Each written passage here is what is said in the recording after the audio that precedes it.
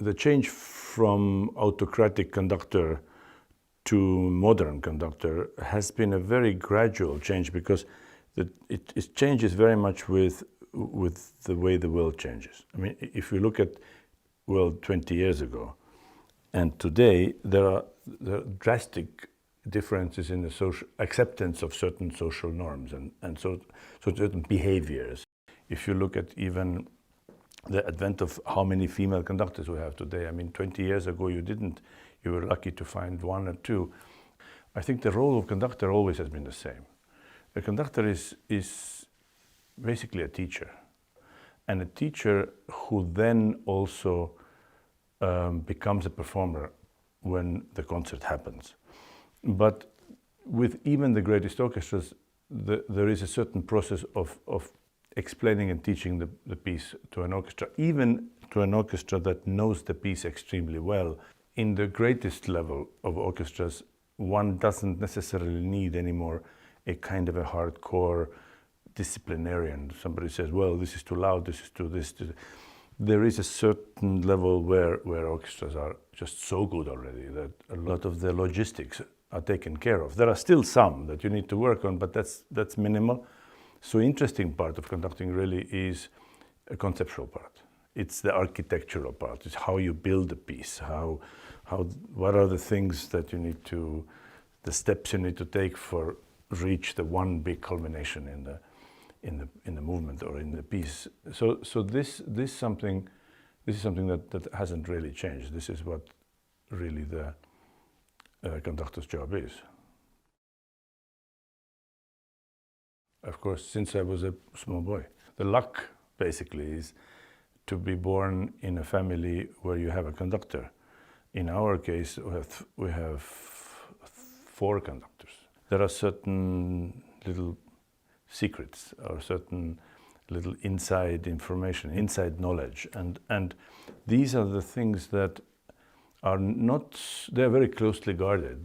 People don't easily share those things. And when your father is a conductor, he will share these things with you. And in fact, he will advise you to look out for certain things that might become issues or problems, and the little traps that are built into every piece that an inexperienced conductor will just fall into the trap.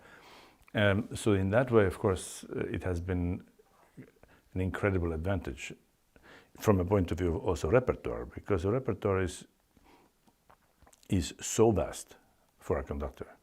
There is 400 years of music, and you realize that one lifetime is simply not enough. But if you start everything from zero, then 3 lifetimes are not enough. So sometimes it's helpful if somebody gives you a hint of which direction to go.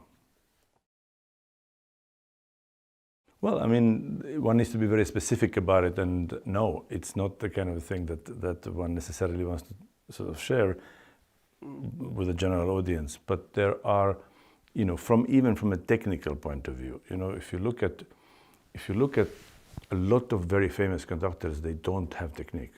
And it may sound funny, but they just don't know how to drive that car called orchestra. They know how to stop and explain something. But you know, the problem is that in concert you can't stop and explain. In concert you have to show. There has to be a language that is so organic and so obvious to the musicians that they simply understand from your gestures, from your facial expressions, from the technical side of conducting, exactly which way to go. And then anyway, in rehearsals, you need to stop and explain quite a bit. But there is such a thing as technique, and already these little hints come in very handy when you have a father who actually has a very strong idea of how the technique should work.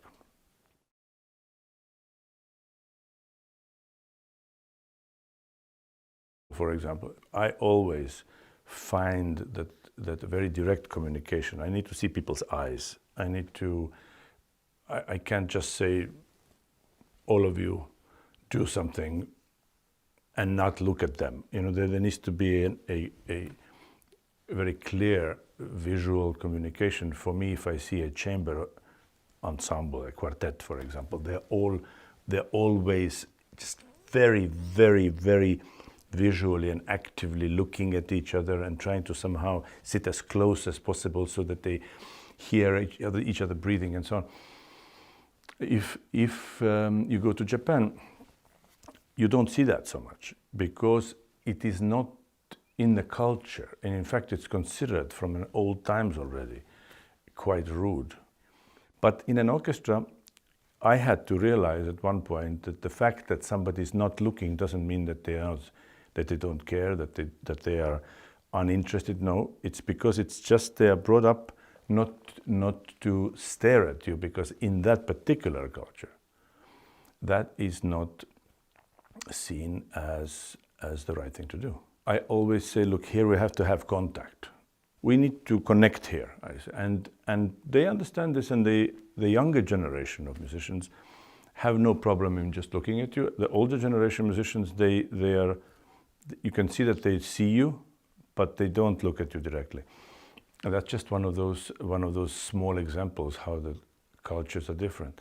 If you go to France and people don't look at you, it's because they just don't care, and that's also a cultural thing. You know, you have to know your audience, and you have to work with what's in front of you.